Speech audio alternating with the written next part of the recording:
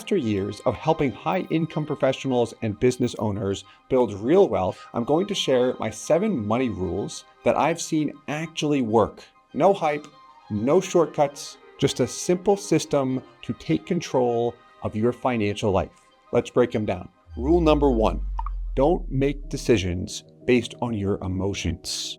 The biggest mistake I usually see is when people make a big financial decision purely based on emotion. I had a friend who lost money on a crypto investment. The thing was, they did not understand crypto at all. The problem that I often see here is that we see a trend or investment and hear of these people making big returns, and we don't want to miss out.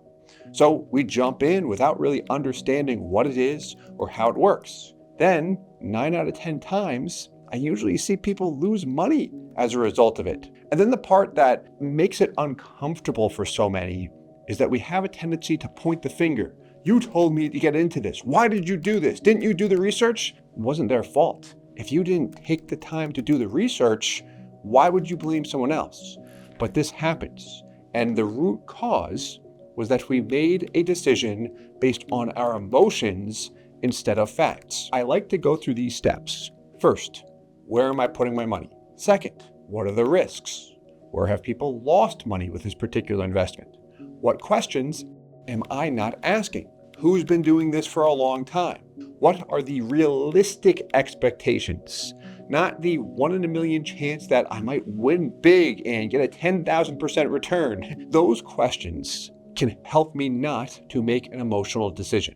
Rule number 2, understand exactly what you are doing with your money. The people I know who are in the top 1% don't guess when it comes to their money. They're always making informed decisions. When I'm trying to get informed or truly understand something, I found the following helps me the most. First, read the material aloud. This has always helped me, and any time that I really need to understand something, I'll block out time and read it aloud. Sometimes more than once, because that helps me understand exactly what I'm looking into. And if I don't understand something, I'm going to take the time and research it. Second, I'll ask myself this question. What advice would I give my friend if they were thinking about putting money into this area? Usually, we give great advice to our friends and family. But when it comes to applying that same advice we would give to someone else, we usually don't do it. At least that's the case for me and a lot of people I see. So when I can take myself out of my own shoes and say, what advice would I give my best friend or my wife if she were putting her money here? That can help me make an informed decision, or I should say a better decision. And then number 3, here's my favorite, focus. If you want to get informed about something, your ability to focus on what you are learning will help you the most. Reading aloud is a great way to focus. But when I need to get something very important done, or I'm trying to learn something new, what I usually do is put my phone on Do Not Disturb, cut out distractions, and focus on the one thing that I need to understand. So again, I can make an informed decision. So if you want to make better decisions or understand where you're putting your money, but you have a hard time focusing, start with just one thing. Next, rule number 3, keep cash available so you can take advantage of opportunities. Think of people like Warren Buffett. How many times have we heard that he or Berkshire Hathaway has had billions of dollars sitting in cash or in a liquid account so he could take advantage of opportunities? I feel like I see it all the time. And there's a reason he's one of the most successful investors ever. The liquidity provides fast access to money that lets him take advantage of these big opportunities. So for you, or for me, I should say, having cash on hand lets me move fast when others panic or they need to liquidate funds before they can make a move. Rule number 4, if you want to build real wealth, own a business. One of our biggest clients is a bank. They're valued at about $1 billion in assets. They have about 150 employees, but they started a lot smaller than that. They've grown slow and steady over the years. The owner, last I checked, he was worth about $110 million personally. Another example are owners of a private equity firm. They started with nothing, but they built multiple businesses and eventually got into private equity. Today, they're worth well more than $100 million. When it comes to creating generational wealth, what I have seen the top 1%ers do, and this is a trend among most of them, is they own a business. This is not going to be easy. There are going to be times where you might have nothing financially, be emotionally taxed, stressed out of your mind, and say, I don't want to do this anymore.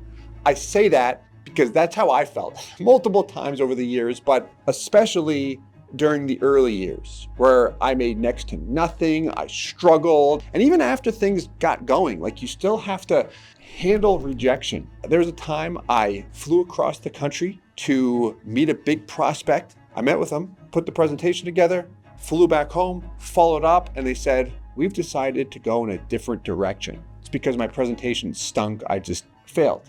Had to learn from that and keep pushing forward. You're going to deal with a lot of failure, and you do have to be okay with it and really put the effort forth to learn from it and then improve next time.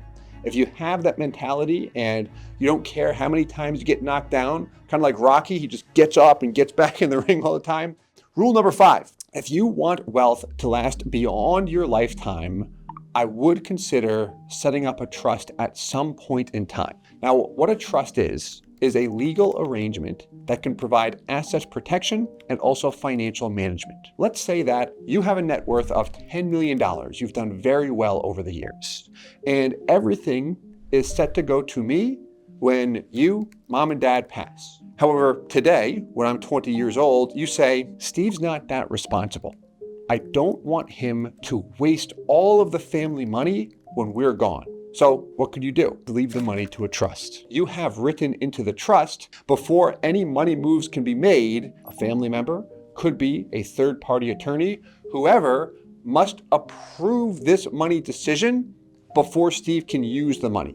And it can't be used for X, Y, and Z. And one example could be, I want to buy this cool car, but years later I say, okay, thanks so much, trust, and mom and dad for not letting me buy that car because that would have been a very foolish move. Using a trust can be a great way to create generational wealth and also protect your assets.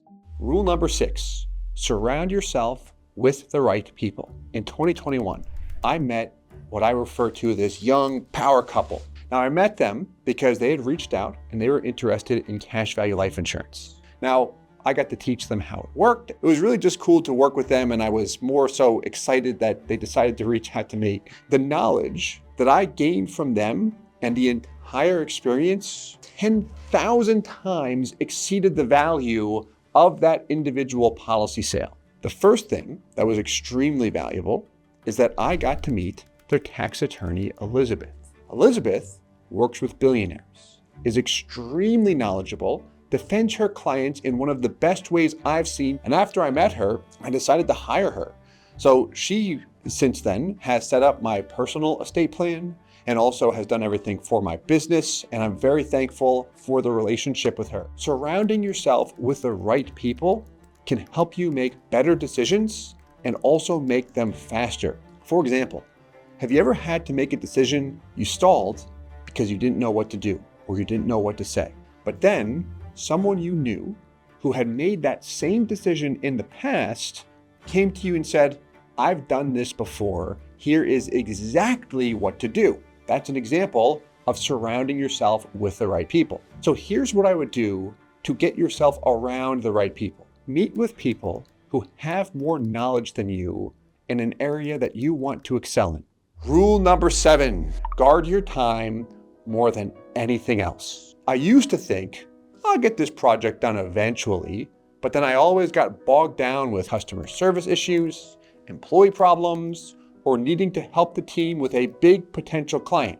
And it came up every week, multiple times per week, and the big projects I wanted to get done just didn't get done. For example, my book, I started that in 2020, as soon as COVID hit, and then it didn't get released until 2025, August. My point is, blocking out time is so important. More recently, I started blocking out days to work on projects and create content. During these days, I'll put my phone away from me. This way I don't get distracted. And guess what happens? I get the projects done. I get a lot more work done when I do that as well. Now, I still get back to everyone, but I take the time to complete the big projects that I need to complete. Personally, I think that one of the best things you can do is devote attention to your time, energy, and health. I'll share a quick story. I've always been into taking care of myself, eating healthy, don't really drink alcohol. I have a few glasses of wine per year max, never smoked, and I run and exercise every morning. Now, earlier this year, I had a surgery and I couldn't run or lift for about a month. So after the surgery, my energies were also low just because of what the surgery was. But what I did is change my diet. I cut out fried foods, cut out sugar. I still have natural sugars, but cut out all of that stuff. And I like to eat, so it wasn't easy for me. Now, I couldn't run during that month, but I could walk every day, so I still did that, but I wasn't running. The major benefit for me personally was, again, that I had more energy, I was waking up earlier, and I was way more productive and mentally sharper. So I really appreciated the benefits that came from that. It was a good life lesson. When you have time and energy, use it. When you're young, you're going to have the most energy. Ask anyone older if they have the same energy now that they did when they were in their 20s. And if you use that energy intentionally to make progress, you're going to make a lot of progress. Just like professional athletes. When do they make the most progress? When they're young, typically in their 20s. And then block out time to get the things done that you know will push the business forward or push things in your personal life forward. So those are the 7 rules. Don't make emotional decisions. Make informed decisions by doing research, understanding the facts, build liquidity, start a business, create a trust, surround yourself with the right people. And 7, guard your time. If you enjoyed this video and you'd like to learn more about the tax attorney I mentioned, Elizabeth, here's a podcast I had with her.